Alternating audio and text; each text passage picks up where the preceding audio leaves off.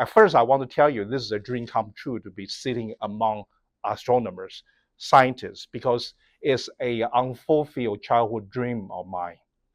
You will see why, and you will see why exactly that unfulfilled dream actually became the driving force of what I do today. So I want to talk to you about Pilgrimage of Light, which is the photo series I did. Okay, um, so let me start from the beginning. Okay, and this is actually a page from Popular Science Monthly, February 1902. So very old. And I found this page when I was giving a talk at Grand Canyon when I was their artist in residence working on this project. And I found it fascinating. Okay, I found it fascinating because first of all, it's not that I'm that old. I'm not too young, but not to that degree. But the kind of image, like for Andromeda, what I grew up with wasn't much better than this. Somehow, for those few decades, it looks about the same. So I grew up with this kind of image, and I was totally fascinated. Then I also noticed that the great nebula in Andromeda, I thought, wow, they didn't know this is a galaxy yet. And of course, right, 100 years ago, Hubble, gave us some idea of how big the universe is, and this happened to be much further than, what we thought. So that was fascinating, and I loved this little discovery, about history. And Orion Nebula at that time, not even recognizable for most people today. I think this is probably just a small portion of it, appears to me. And of course, these were made by Yerkes, state of the art at the time, right? This is, would you say this is Hubble of their time?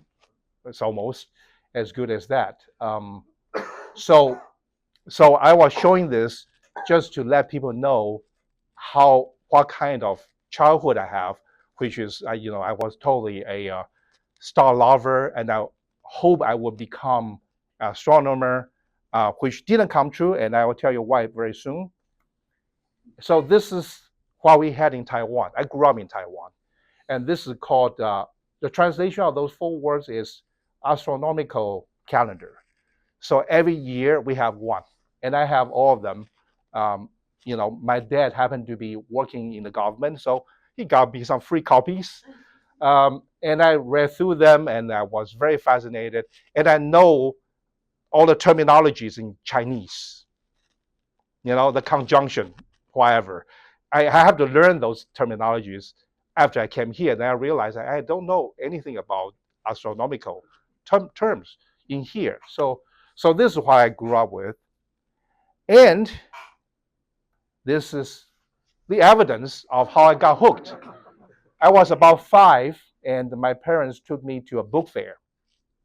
And my mom said, pick any book you like. And I picked out one that's about space. You see, that's a galaxy and the space probe there. So after that, I got into a routine. Every time the house guests of the Chens are subject to, prolonged talks from me about the stars. So every time there were guests sitting in the living room, I will make face to my mom, and my mom will say in Mandarin, of course, in mix of embarrassment and pride, like number 4, which is me. I'm the 4th of the 4 sons. Number 4 wants to tell you about the stars. And then I will proceed, and I will go on, forever. And that lasted a few years. Okay. And here's another photo of me about the same time. I remember. That's a selfie. Yeah, but actually, my mom did it for me. Oh. I still remember yeah, it's not a mirror. And actually, the Kodak Brownie never worked for me because I didn't have the film. It has been a toy forever, but it has a little fun window in the back. When you click, it gives a red light. So, purely mechanical. But I still have it. I still have it. It still never took any photo from it. I still remember that day. My mom said, "I'm going to take a photo of you taking a photo of me." Thought, wow, interesting idea. And then she stepped back and she nailed down and go, click. So we got this. So um, love the stars and somehow inspired by photography. Growing up with this like a parallel track, but of course, photography wasn't anything that I do every day. I was just having that probably at the back of my mind.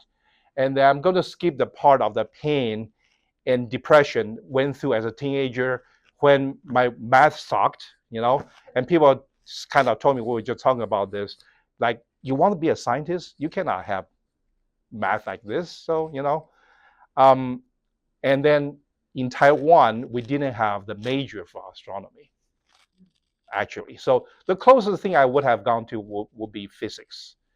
But I didn't get into that either because the system in Taiwan is not that easy for you to choose something. So I graduated computer science. Okay, so sort of, steering me away from this whole, passion, dream ordeal for quite a while until fast forward. So this is now, right? And I, being a photographer for a long time, and I went back to school and got myself an MFA degree. And I look at this, images, and I thought, geez, these are so beautiful, right? We are definitely in a golden age of these images from space. And as a visual artist, it becomes an obsession of how to bring this into the art gallery. Because you see, they are beautiful, but it's a work of Mother Nature. It's not, what can artists do in this, right? So I broke my head thinking for many years how I can work these into my practice. Okay, so another example, and I happen to put this two here just to compare what your kids did, right? This is so much more stunning than that many years ago. So the dialogue between the astrophile, right? There's such a word actually, people who love stars and the visual artists. Okay, so again, the question, right? How do I bring this stunning, masterpiece by Mother Nature? What kind of role can a visual artist play in this? And one day, it struck me, I've been an Ansel Adams wannabe for a long time as a, landscape photographer, all right? But then I also came to the, resignation that nobody's going to surpass him, right? The kind of coverage, the kind of every quality of it is, not surpassable. Also, every era needs a different kind of art. Every era, the arts need to, push the envelope in some way. So, we don't need that again, right? But what if I can fuse these two things? So the inspiration is maybe the exotic spacescape can piggyback on the more familiar landscape, right? So can we put those two things together? Then the idea came to me. So this is the illustration. Of course, this came much later, right? At the beginning, it was just a faint idea, but this is actually sort of a visual artist statement after, a month into the project. So, for example, NGC 3314 is 150 million light years away, right? And this light travels through all those years and captured now by us, right? And Hubble sent down the image to us for every one of us to see. Now, 150 million years ago, what was happening on Earth? Well, dinosaur dominated the planet, right? So the Earth also went through that many years to today. And I did a research, and I realized that at this place, which is called Beastly Badlands in northern Arizona, has formation about that same age. So, the age from as old as the light of NGC 3314, right? So I am going to bring NGC 3014's image with me and visit a place that's as old as that and take a photo of them together. Okay, and how I'm going to explain that later. So this is the image that I produced under that idea. So NGC 3314 projected, and how I make that projection will be, revealed later. So this is a formation about the same age, juxtaposed for the first time with a image that's just as old as the formation. Okay, and here is a visual proof of that actually happened. Right, this is me carrying a 60-pound backpack. Right, 60 pounds because of the complexity of making projection and taking photos at the same time, which again will be reviewed later. And this is actually a video. Did your mother take that too? No, was alone. So this is actually a drone that followed me. Yeah, and this place is like a maze, so I get lost all the time. I was actually looking at old trail, but then I got lost. So I turned around, and now the drone got lost because I moved too fast. So I have to show my face again. So now it's following me again, right? So this is I have hiked many places now because of the project. I wasn't a hiker at all, right? But because of the project, I picked up hiking. This was the hardest place because no trails is marked. And because the terrain went up and down all the time, you cannot see more than 20 feet away sometimes. So I got lost all the time. But interestingly, when I hiked out, as you could imagine, my hiking in and hiking out, the hiking out is always in total darkness, right? Because I have to make a projection when it's dark. When I hiked out in this place, I realized that, I cannot see far anyway. So let me just look at the cell phone. And of course, look around to make sure I don't step in the hole or step on a rattlesnake or something, right? It was easier this way. So I coined a term, this instrumental hiking, like instrumental flying, right?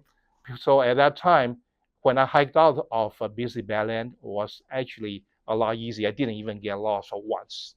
When I hiked in, I got lost probably a dozen times. So, so this is a very interesting project. It didn't just become a culmination of the things I loved. It also, I feel like I spent my whole life preparing for this. Even that, at my age, I'm still quite fit, then I had to hike. And then I was able to. It turns out that I have enough cardio to do this, to carry that 60 pounds. So here's another image that I produced in that place. And this happens to be the image I was talking about earlier, when Queen Heart saw this, and then she identified the acronym. So about a year into the project, I was very fortunate to become Grand Canyon's artist in residence. So this is a photo of that when I was doing that. You're looking at Colorado River, which is at the bottom of the canyon. So over there, I produced, because of their help, I stayed a whole month there. I was able to tackle on a few technically much more challenging ones, including this one. So this eventually became the record of the size of my projection. You're looking at 3,000 feet across. Yes, thank you for asking that. I will tell you that later. So just to just not a spoiler for the how I do it, but some stories behind this was that first of all, you are looking at Grand Canyon Village on the right here. population 6,000 and lots of tourists. This is hotel, the most expensive hotel. I forgot the name of it. Here is, huh? The El Tovar. Yes, that's El Tovar. Yeah, and this is the visitor center where I stayed on the second floor. Okay, so just give you a little bit of idea of the scale. Now this image is my personal favorite. I very often print it into huge size. Currently, my work is shown at the International Museum of Art and Science in McAllen, near the border of Texas and Mexico. This one is printed into almost as big as that wall, just for the immersive experience of it. And this image also happened to be obviously the favorite of the senior editor at National Geographic, whom published a article in the March edition. This is a web edition. If you pick up the March edition, the print edition, it has the same images. But if you just Google National Geographic Mark Chen, it will bring you right to this page. So here is the cover of the magazine for that issue. And here is my image inside the page, inside the featured article. And here's one, the same spot, right? This is one of my favorite images I've ever taken. So Jupiter and Saturn, but of course, we're not talking about millions of years, right? We're talking about an hour and a half and 45 minutes. And how is that related to this spot of Grand Canyon? You see this is Bright Angel Trail, the most popular trail and very, very challenging trail for the hikers. If you hike out from here, it's about an hour and a half to get there. If you hike from here, it's 45 minutes.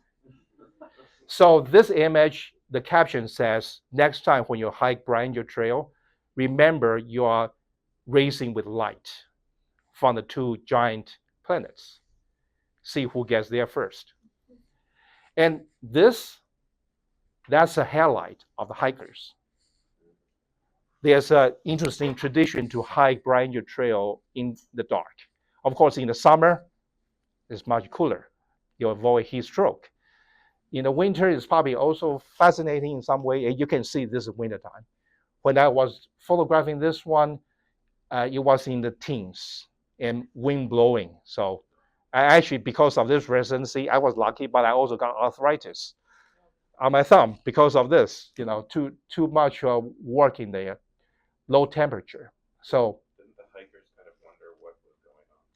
That's an interesting question. So let me just review a little bit of my projection technique. They are bursts. They are not continuous. Because it's actually an invention of mine. My projector is a reverse camera. They just put it this way. And I will show you in the last few slides, I will tell you how the projector works. So you're projecting on snow there. Snow sometimes, but it turns out that snow is not the best Mother Nature screen because it's too reflective. So the dark area is not dark enough. The contrast is reduced. Yeah, you get the retro reflection. Exactly. Like a stop sign. It's also more sensitive to ambient light. If you have moonlight, the projection is sort of overwhelmed. So a dark granite wall actually works better than snow. It actually works pretty good for our projection too. We did this experiment one time on black, and I was like, "This isn't going to work," and it worked beautifully. Yeah, the black, they are actually black pins for you to paint on the wall to make it a projector screen. Wow. And so I actually am using that in my presentation as well. So somehow through this project, I'm becoming a projection specialist. So this is how I do my homework, right? I will get on Google Earth and find out the terrain, and also do some measurement. Like this one, this is exactly where I took the previous photos. This is Grand Canyon Village, and this little house here on the edge is the visitor center. and trail view overlook is where I took the photo. And this is a trail. You see all those lines. And here's a measurement, right? Just to show you that I didn't brag about that 3,000 feet, it's real. From here to here is 3,000 feet. So I use Google Earth as a way to plan, right? Have some idea if this is even doable. It's very deceiving how big things are. When you look at it, you have no effing idea how big they are. You have to do this to know how big they are. Something look big, but they are small, like Devil's Tower. Devil's Tower is not big at all, but it looks big. Yeah, it looks big, which is good. It's the easier target for me. Grand Canyon is the worst. Everything's are huge, but they don't appear so big, which is difficult. Yeah, Emily? Have you done anything on Meteor Crater yet? No. Okay. You talk about the one in Arizona. Yeah, the one that's It has a few. Actually, I want to, but it's a private place. It's not a national park. So eventually I will try to get it covered. And a few more works just to show you. So Andromeda Galaxy, 2.5 million light years away, and then that's when the Carlsbad Caverns started to form. So another interesting matching, and actually technically one of the easier one for me. Indoor space, right? And then every hour of the day, as long as they are open, I can do it. I don't have to wait for the sun to set, right? And it happens that their interior lighting works perfect.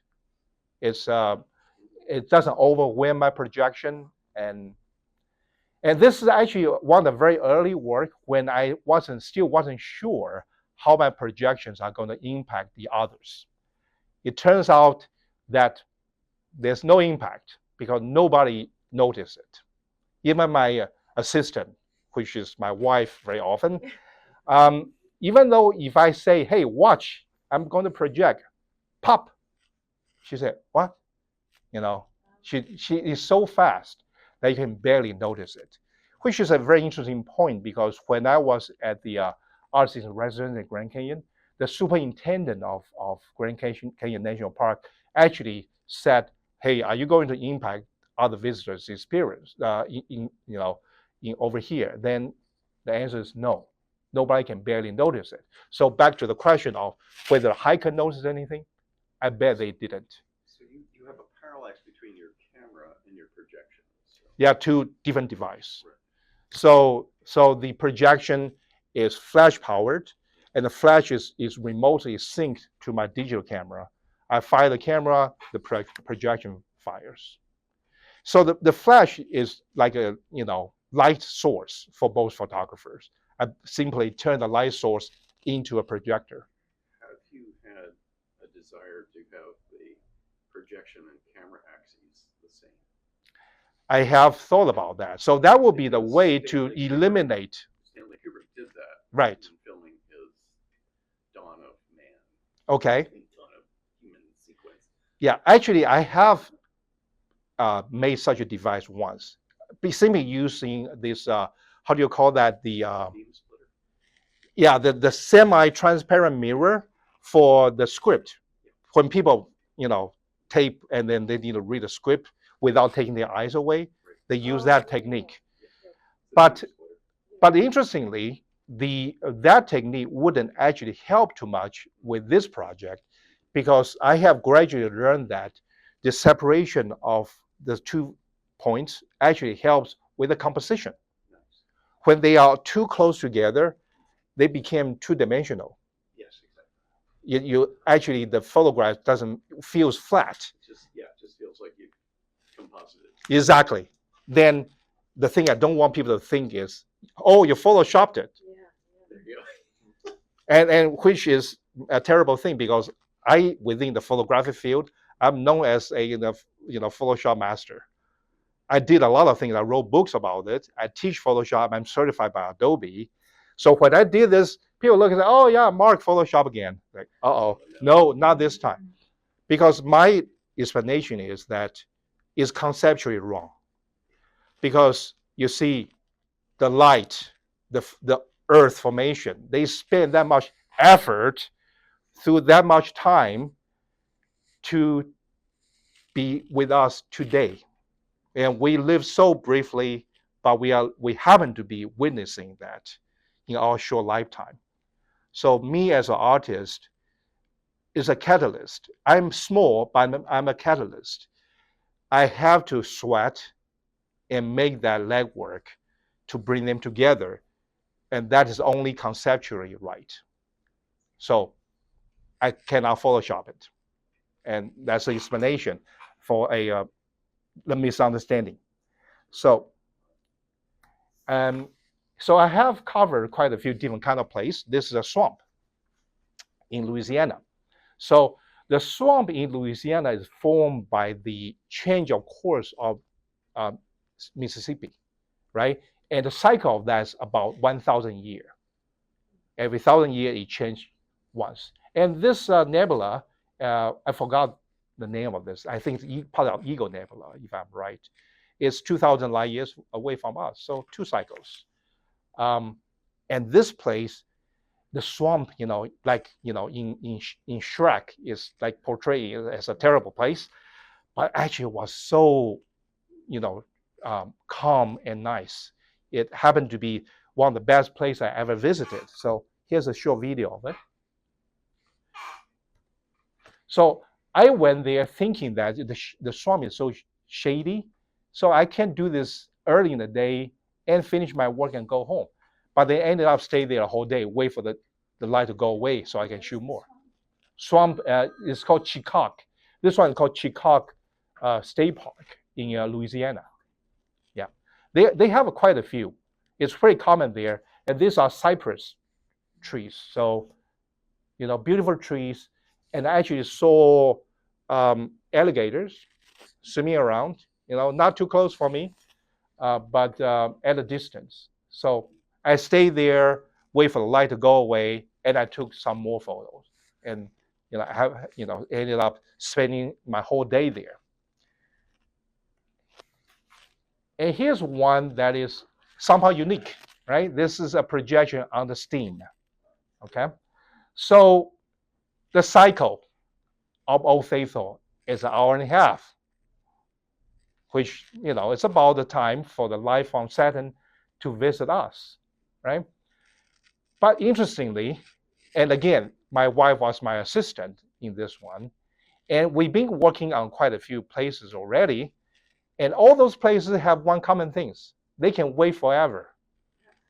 The formation wouldn't change for another million years, so we can just took our time, right? But this one, the climax only lasts a few seconds. So our old way of operating didn't work. When I say, hey, point your projector this way, that way, well, it's gone.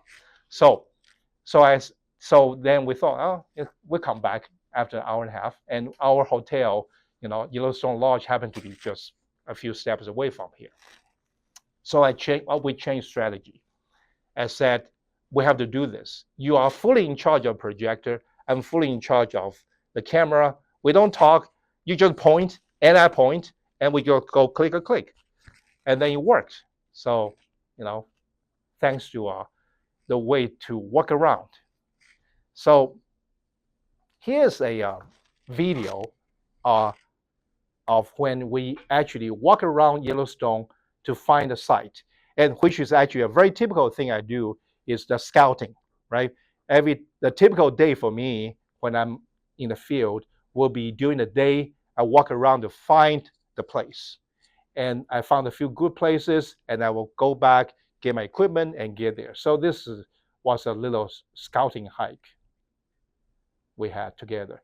So this is Yellowstone in the winter season. It's the only national park that opens for 2 different seasons. So if you go there in the wintertime, did anybody go Yellowstone in wintertime? Nobody? Oh, you did. Okay, nice. It's a totally different place. It's a wonderland, and you travel through it in very different mode of transportation. You cannot drive. You have to take their snow coach. So, fun experience. So let me tell you a More bit. steam, too. Hmm? More steam in the winter too. More what? More apparent steam. 'Cause the Yes, condensation- exactly, because of the change of temperature, right? And also, it's it's it's only about, I think, 5% of the people of the summertime tourists. So it's very quiet. It's very nice. Bisons, so many bisons that towards the end of a few days, when the driver say, "Hey, bisons," they say, "Yeah, okay." If they say wolf, then we'll say, "Oh, okay," because wolf was hard to find, but bisons were abundant. No big deal. So let me tell you a bit about the behind the scene preparation. At the beginning, when I realized that this is working, I did this. I went online and collect all the galaxies images out there, one by one, and turn it into a spreadsheet. So this is part of the spreadsheet. So the link to where I can find a high-res image, right? For example, this one here, ARP 273, 300 million light years away. So sorted, right? Then other references, right? Other calculations, and my inventory and a formation, which formation matches what. So now anybody who say, hey, would you come to Prescott and photograph, Red Butte, that can instantly say, yes, I have the right stuff for it. 15 million light years away. So I found a match and I did my, Google Earth measurement, and in a few minutes I know whether I can do it. So at the beginning, this was a lot of work. I actually went online and find a whole catalog of all the galaxies. But then I realized that was quite pointless because many of them don't have nice images. And for me as a visual artist, I don't care too much about the scientific value of those galaxies. They can say, oh, this turned out to be the biggest galaxy we ever photographed, but then it's just a blob. I don't want to project a blob, right? So that wouldn't work for me. So for my purpose, realistically, I should just look at available NASA ESA images, right? I shouldn't need to care too much about, all the galaxies. So, and when James Webb start reaching for further and further objects, that's very exciting for me. Geology. I have been a star lover, but geology is new to me. But geology became a new love for me because of this. At the very beginning of the project, the first thing I thought about was KPG boundary, because that's a very obvious thing that I should project, right? Project on, right? 65 million years ago, the smoking gun of dinosaur extinction, right? 65 million years ago, lots of galaxies, nice ones. So, but where are they, right? Virgo cluster. Yeah, I'm thinking about where are they on Earth, and then they say Big Bend has it. Well, Big Bend is 10 hours drive from Houston in Texas. So I thought, well, that will be my first place to go. But nobody cares to say where in Big Bend. They say near the west entrance. Well, that's a lot of place to cover. So then I thought, then I found this. This is an award-winning geologic map of Big Bend. Then I thought, okay, well, so what I need to do is I look at this color code and I find Cretaceous and Paleocene. And if they border each other, well, that's a KPG boundary. And then I found, say, okay, west entrance, you said, right? So I look around here and I found one. A few, actually, that is bordering Cretaceous and Paleocene. So, and on Google Map, I marked it. It's right there. Okay? And I look at that and thought, okay, how do I get there? And so I zoom out a bit. So that's the spot. And this is the road near west entrance, right? So I thought I will hike from here to there. Doesn't look too hard.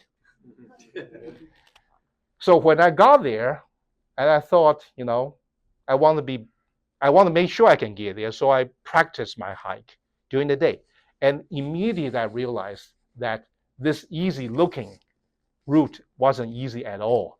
Because the moment you get to, say, here, you don't see anything but a valley because we are so small. So even a little bit up and down an ancient riverbed of this and that, turning into a maze, right? So I navigated, and at that time I didn't know Old Trail yet. So I was using Google Map, which is a big no-no for hiking. Don't ever do that. Google Maps doesn't help you with that. So so I practiced, I got to the place, I got out, and I thought, okay, let me wait for darkness, and I go in again. I could never find it. No matter how hard I tried. In darkness, I was totally lost. So then for the first night I failed, I went there the next day, and for that day I practiced twice. And I made sure I know exactly where to go. And eventually it just stayed there and wait for the light to go away. Thank you for coming. Yeah. I waited for the light to go away, so I made it happen the next day. So the skill of hiking in the dark, navigating in this kind of place, and this is actually no trail because nobody wanted to go there, became actually a very interesting experience for me, and a skill set I didn't know I had to have for this project. But of course, I had to have that. So interesting experience, and this is actually the image I produced. That's the KGP PG boundary is right around here, and NGC 4038, which is I think a little bit less than 70 million light years away. So Is that the Andromeda or the Antennae galaxy? Does anybody else recognize? No, that's not. That's not the Antennae galaxy? so yeah, so think about that. If there's a civilization in that galaxy and they have a very good telescope looking at us, they will see dinosaurs. And on a lucky day, they will see a meteor striking us, wiping us out. So fun to think about. Uh, and at Big Bend, I visited several times, and this was another one I created with the help of my daughter. So this is M51 and Cerro Castellan, which Cerro is peak in Spanish. This is pretty big too. This is about 1,000 feet across. So at that time was my record. And this trip just actually during Thanksgiving was very therapeutic for my daughter and I, because she just broke up with a guy with a question about character. And then so we went together on this trip, and she helped me, and it was bonding experience for us. And it's just I want to take a minute to look at the background. It's just the background for you, like the astrophotography in the background. Yeah. So is that the Milky Way? I'm like struggling to recognize any constellations, but I'm assuming that we're facing south. We are facing, actually, the moon was setting right here.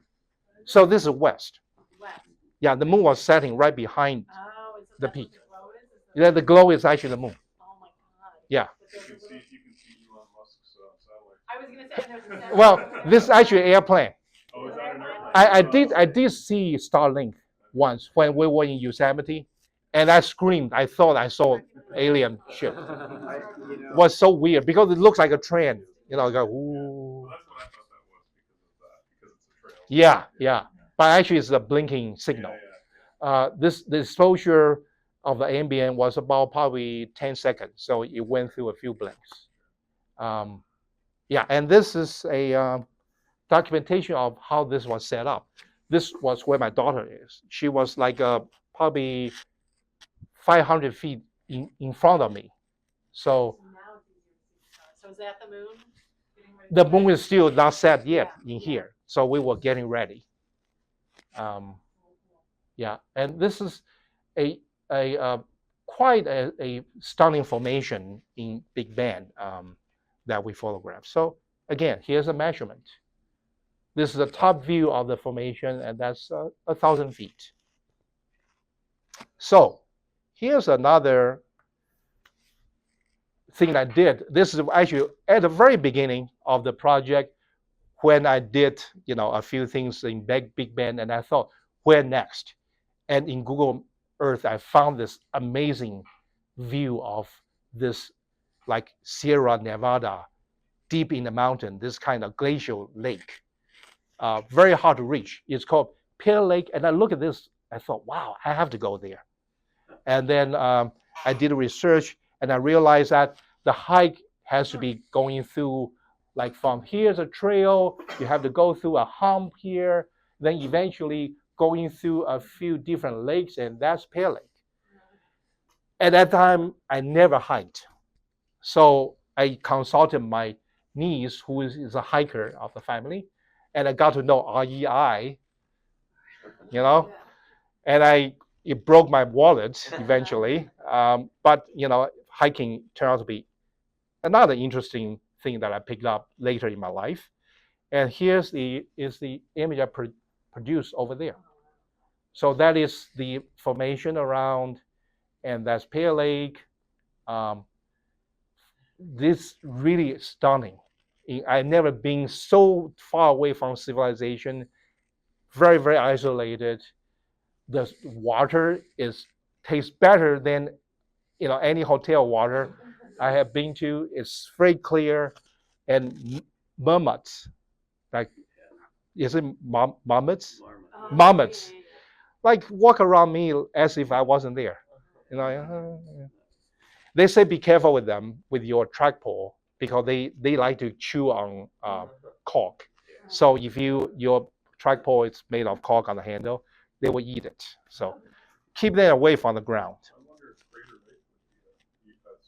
I have been to Crater Lake. Crater Lake is a challenge because you think about that, it's a bowl shape, right? And it's a big body of water, right? My idea was to project on Wizard Island, which is the volcano within the volcano, too far. And when you get close to water, there's mist. So the projection got scattered. I have a few cases of failures. One of them was at Yosemite, forest fire.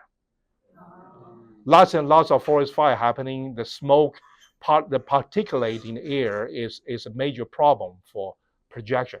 But I have a solution. I haven't tried yet. The solution is to hike to North Dome, which is across the valley from Half Dome, closer and on the same level. I think that will be possible. So that's a plan for next year. What about projecting on the smoke of a forest fire? No, because the projection on steam or smoke has to have the smoke or steam with a very distinctive border. If it's everywhere, there's no screen. There's no definitive distance. Keep in mind that my projector needs to be focused. I have to spend lots of time. If I misfocus it, that's a major technical flaw that I need to avoid. So if the smokes are everywhere, then it won't work. So did you hike out of this in the dark, or do you have a tent? This one I spent overnight. Okay. I spent the night with the marmots. Because there's no way I can hike out. The hiking was 7 hours. I think I took longer than the average, because of two things: my age and my load. These two things combined, I'm slow.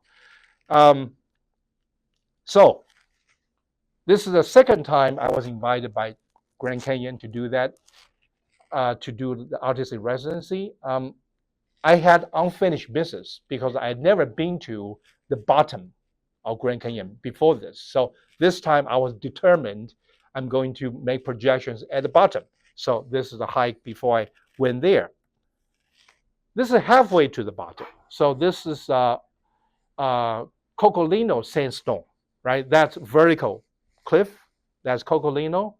I think it's 250 million light years away, and matching up to 73. Actually, looking at this, I have a question for you astronomers. I noticed that in NASA collection, the range between 200 to 300 million light years of distance, most of the galaxies are colliding. You see them in pairs. They are twisting like this. It's a bit of a selection effect because you're getting the images of them that have been imaged, and those are the ones that scientists are interested in imaging. So it is kind of a selection effect. So it's like a filter by artificially filtered, not a natural phenomenon. That's what I thought. I mean, collisions happen all the time, but I Right. don't think that is a peak of collisions. Right. Okay. Yeah. No, it's not. It's not the topic of a thesis, I guess. And finally, this is right at the bottom. So this is near Phantom Range, and this rock is called the Vishnu schist, which is 1.6 billion years old. And Grand Canyon has a very interesting thing. It has this thing called the great in unconformity. So unconformity in geology is a missing layer. And why is it missing? Because erosion or something. So it's not continuous, right? So in Grand Canyon, you go to 500 million years, and all of a sudden it's 1.6 billion years. There's nothing between, right? And this is the 1.6 billion. So of course, this MACS 0416 is not 1.6 billion. It's 4.5 billion, right? It's about Earth age. But I thought, okay, I'm going to interpret it this way. This distance is about a third of universe age. And Vishnu schist is also about a third of Earth age. So this is a third versus the third. That's a good thing about being an artist who is talking about science, right? Whatever you like to say, right? So I don't need to go through peer review, thank goodness. Poetic license. Exactly. Thank you. So this is my my tackle on the unfinished business at the bottom of the canyon. And in that trip, I also did this. And this became one of my favorite. This is the second black hole image ever captured by EHT, right? And I thought I need to use that image. I just love how the fact that this is looking at the black hole. And I thought, hey, the bridge, Bright Angel Bridge sticking out of Vishnu schist looks like the stream, jet stream shooting out of the black hole. So I positioned the black hole, projected it, and then think about the event horizon.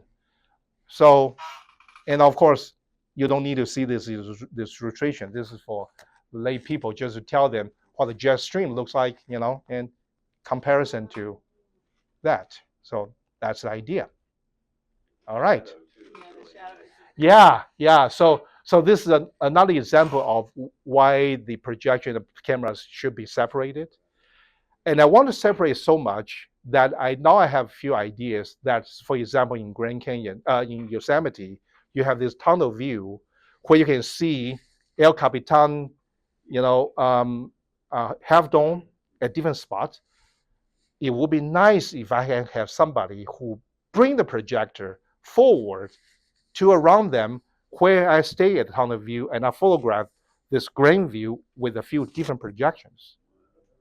Now that would be cool, but the technical problem will be the distance between the camera with the projector will be a few miles.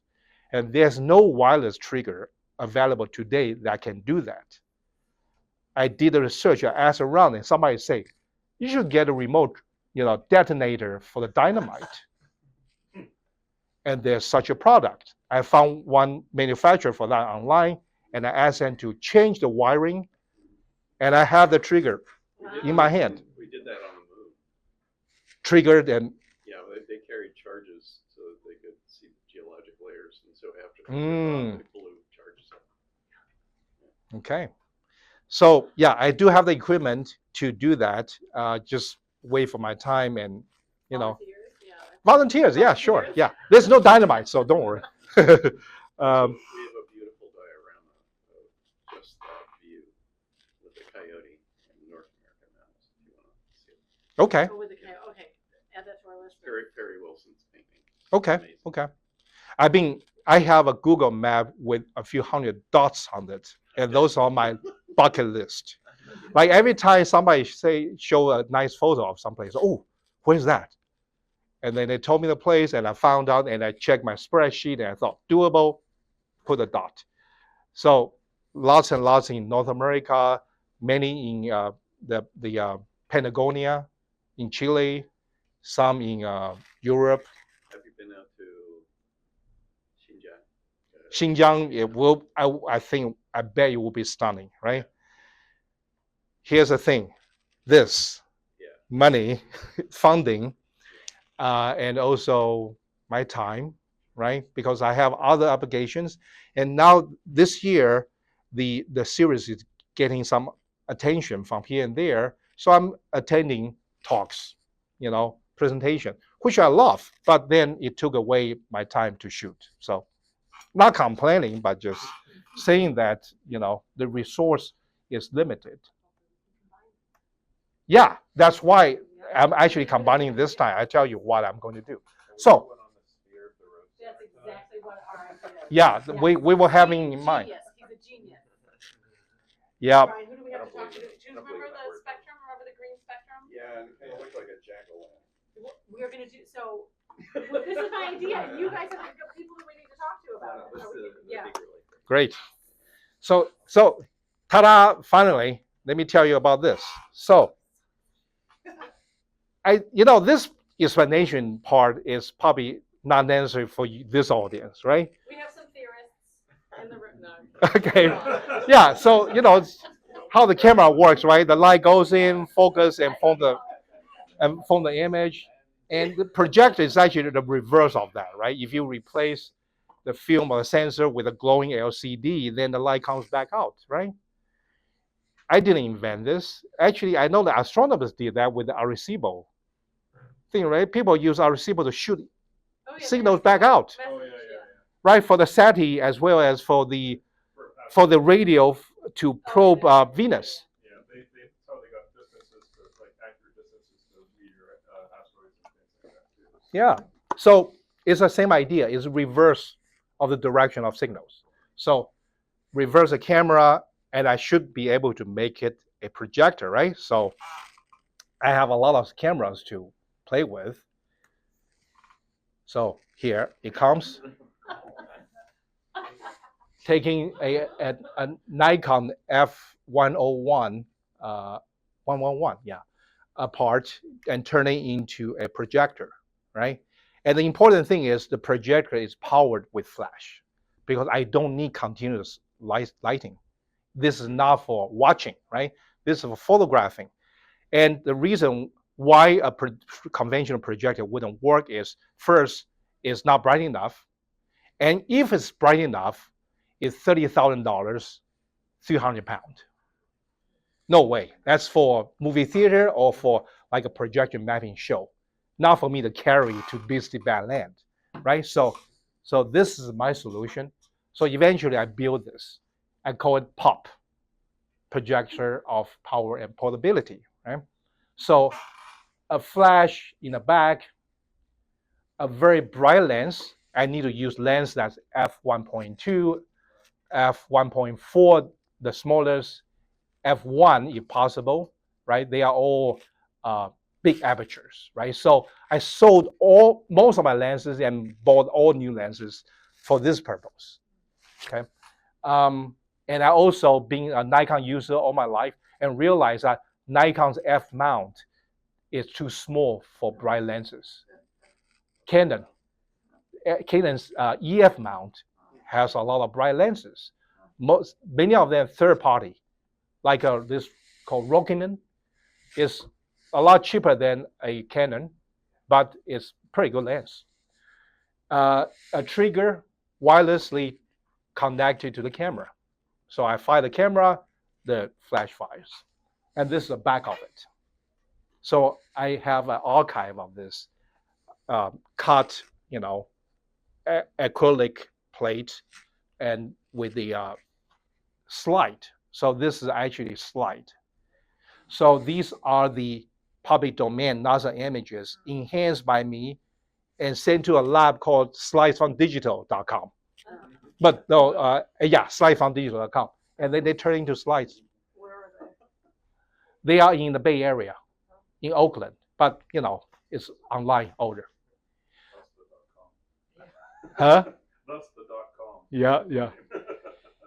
Yeah, lots of .com. And also, so this is right in front of the flash, right? So can you imagine that if I pop, like for example, the one in Grand Canyon, the way to make it the 33,000 feet is not just this. One of this is not sufficient. So I have to do multiple exposures. I need to go pop, pop, pop, pop. That one was 30 times. 30 times. And not just that, I segmented the projection. This so wide, so I use not just one of 35-degree field of view, but like 15-degree field of view with a more telephoto lens. So the beam is more concentrated. Yeah. It's funny because it's almost the inverse of how we take astronomical images. Like the combination of the exposure time and the coads and mosaicing things. It's very, very analogous. Yeah, it's actually we are solving similar problems. It's actually exactly opposite of what they did with Mars, with the Mars cameras, because they just goes and it goes across. That's how they create their images. Oh yeah, like is by scanning across rather than taking one big image. Right. So when I do this segmented projection, The mosaic squares together right. now, but the first landers use a scan. Yeah. In the field of photography, we call that stitching. So when I do that, I need to, of course, first take apart one galaxy into segments, right?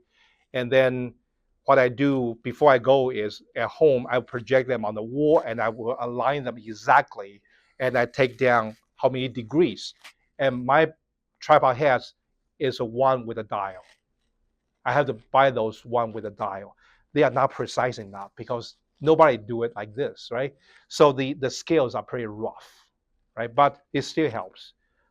So when I go there, I don't have to try to match it on site, waste my time and waste the slide. So I do that at home first so I can have those numbers before I get there.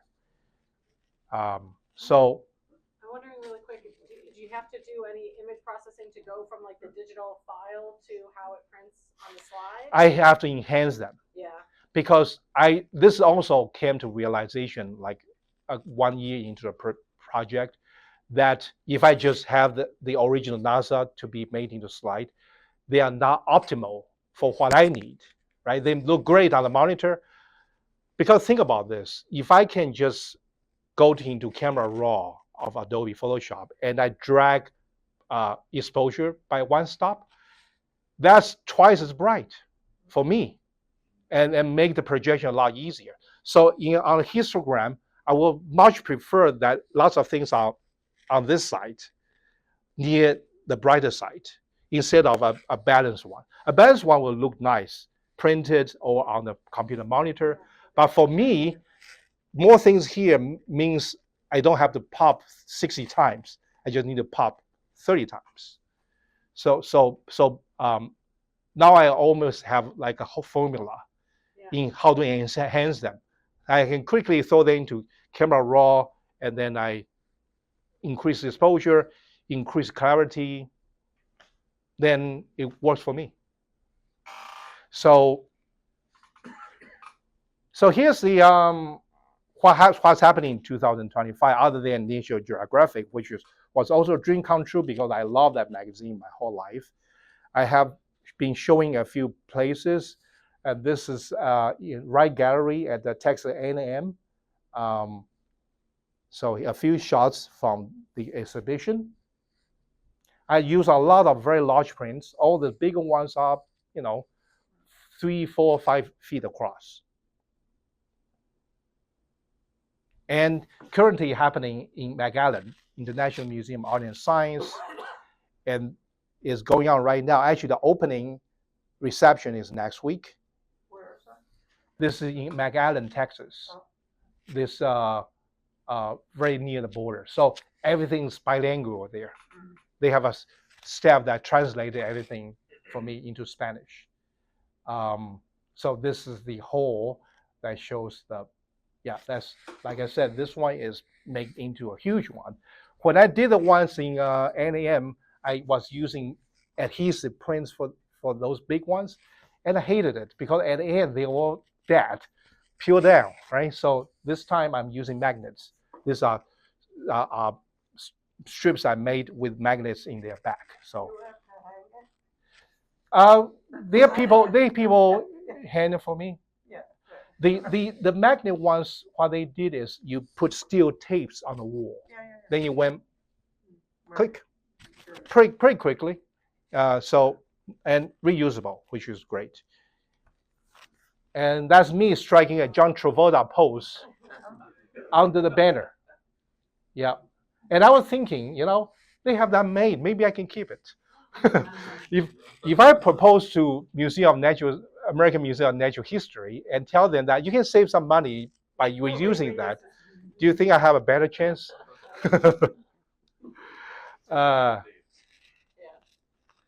And I brought this in my bag this time. You know what this is, right? Can you guess what I have in mind on this trip? I'm going to make a projection of that somewhere. Can anybody guess where? Huh?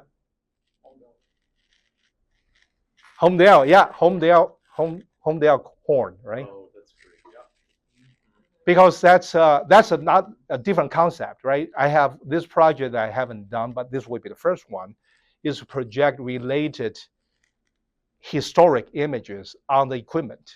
Robert Wilson of Penzias Wilson, he's still alive, and he lives right near there. So we should hook you up with him Oh. when you do it. Do you have a contact? He'd be happy Because to I do did not it. have a contact. I do. So. And and Roderick And Brian would. lives there. Yeah, I have his email, so Good. he'd probably be happy to do it. He's happy to open the place up and take people on tours. Oh, nice. It'd be nice to get him in the picture. Yes, exactly. Because that place, last time I tried, it was within the fence of our Bell Lab. But now it's a park. We filmed it for Dark Universe when we did that production, and then Ryan, you've been out there with him recently, Like a year and a half ago or something. I also saw him in the spring. Yeah. Right. I think there was a ceremony when they took that, and designated as a park. Did they? Yes, I believe so. Yeah. I Yeah. don't think anything formal's been done, but they are looking. There was a little event, like we found a press Get release or something. something like that. Yeah, That he, the was township. he there eventually or bought it. yeah. The person in charge, it wasn't Wilson that we interacted with, but he said, "Does anybody have any music?" And I said, "Yeah." And they So use we that looked as up speakers. And then we aimed it at it's still working. We aimed it toward the full moon and played the Altos parts. But actually, that's how some of the expensive speaker worked, Yeah. like a JBL's Paragon. Yes. They have horns on it. There's a guy at Burning Man who had an enormous one with very low frequency that was scary.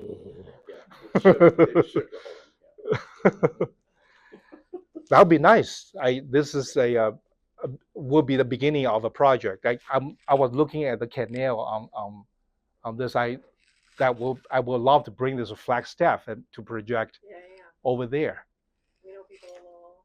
Right. I have met a few people from there, from the AAS, and also Arizona becoming my stomping ground because of Grand Canyon. And they have a very, very well managed artist in residence program. Now they're going to have a Lom house for their previous artist in residence. So I can go back quite often in the future. And Flagstaff's right there. So We should project something onto the T-Rex, Ooh. this Yeah, T-Rex right. here. Yeah, the T-Rex. Project something. Actually, I thought about that. that could be So very- that will be a astronomy paleontology yeah. link. I feel like we would be all over that. Yeah. And it's actually a lot easier than this. Yeah. This is the hardest Go the hiking. the hardest thing I ever done in my life. Well, it's fourth floor. You I mean, gotta go upstairs. The elevators might be working. Yeah, Like, Had you thought of projecting on the sphere here? The what? The stairs? The On the sphere, dome. on the sphere. A sphere. Yeah, yeah. Yeah. I didn't think of. It's too much possibilities. No, Uh, I'm just saying, I mean, while you're here, Right. go out.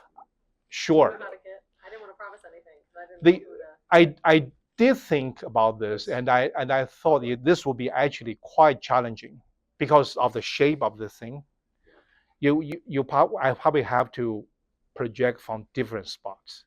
If you just go in one spot, it's just a corner of the sphere. So directly in front to 81st Street, you have the fence along 81st Street, but then you also have a path.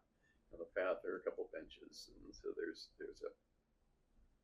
a viewing spot with benches, and you're looking directly. Right. Through the window. But there's Yes. there's a bunch of glass in the way. And so, well, there's glass, but that's short. Do you think? But it should work. Of course the requirement is they have to turn the light off. But the lights are dim, especially it's sort of a bluish cast. We can look at it together. Yeah. If they can just shut the light off for a few seconds even. I think it's off very late at night. Yeah, after midnight. Oh, it's off. Yeah, okay. That'd be great. Yeah, I think so. Yeah.